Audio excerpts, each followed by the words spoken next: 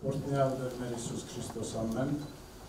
Հայր մեր, որը ինձ ես։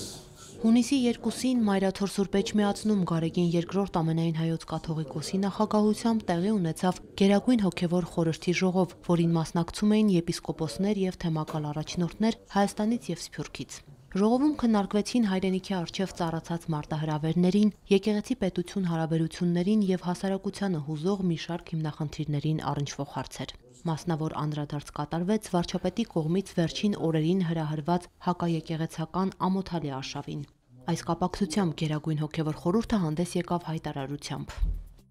Հայաստանի վարչապետը պետական այրին անհարիր բառապաշարով, վիրավորանքներով եւ մեղադրանքներով հերթական արշավն է սկսել ընդդեմ հայաստանյա Ծառաքելական Սուրբ Եկեղեցու, օրենքից վեր դասելով իր անձը։ Հայոյախառն անվայել խոսույթներով հախուռն հրապարակումները զուրկ են բարեկրթության տարրական նորմերից, ոտնահարում են մարդու հիմնարար իրավունքները, կոպտորեն վիրավորում հավատացյալների կրոնական զգացմունքները եւ սքողվում կեղծ արտացավության հիմնավորումներով։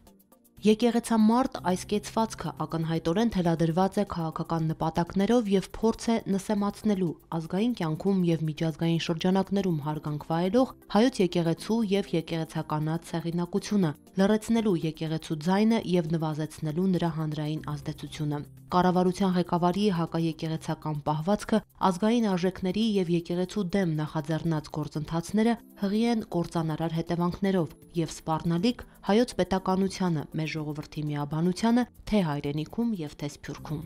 Այսպիսի գործողությունները պառակտում են հասարակությունը, տկարացնում են ազգի ոգին եւ հայրենանվիրումի բարձր գիտակցությունը, հատկապես առկա մարտահրավերների պայմաններում։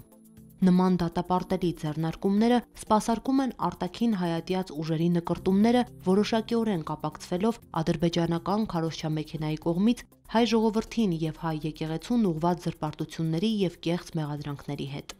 Հայոց եկեղեցին գիտակից իր հանձնառություններին անշեղորեն շարունակելու է հոգեփրկչական եւ ազգապահպան առաքելությունը, ընդդիմանալով ազգավնաս ու կործանարար ընթացքներին եւ մշտապես հետամուտ լինելով պետության ու ազգի գերակա շահերի, մեր սրբազան արժեքների պաշտպանությանը։ Եկեղեցու հարցերը լուծվում են եկեղեցական կարգերի ու կանոնների համաձայն եւ դուրս են պետական եւ քաղաքական գործիչների իրավասությունից։ Հայաստանյա Ծառաքելական Սուրբ Եկեղեցին մեկ ամբողջություն է իր հավատացյալ զավակներով եւ զինվորագրյալ հոգեվորականներով, ի գլուխ ունենալով ազգընտիր ամենայն հայոց հայրապետին։ Կոչ են ուղղում իրավասու պետական մարմիններին կասեցնել վարչապետի այս անօրինական ու անհեռատես քաղաքականությունը, հարկ չկա եկեղեցին ներքաշելու արհեստական օրակարգերի մեջ եւ մղելու հակադարձման գործողությունների։ Այս նոր փորձության հանդիման հորդորում ենք մեր Սուրբ Եկեղեցու հավատավոր զավակներին լինել միաբան ու միասնական, առհայրենին եւ Սուրբ Եկեղեցին հավատարմությամբ ու զորեղ հավատքով հաղթահարել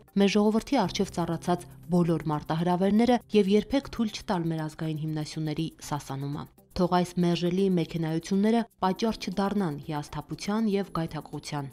Աղոթում ենք արփրկիչ մեր Տերը Հիսուս Քրիստոս, որ վնասաբեր երևույթներով չխաթարվի հայրենական կյանքը եւ աշխարհասփյուռ մեր ժողովուրդը ապրի խաղաղության, բարօրության եւ առաջընթացի մեջ։ Թող Տերը անսասան պահի հայոց պետականությունը եւ պայծառ հայաստանյա Ծառաքելական մեր Սուրբ Եկեղեցին եւ Մայրաթոր Սուրբ Էջմիածինը հավատավոր իր բոլոր զավակներով։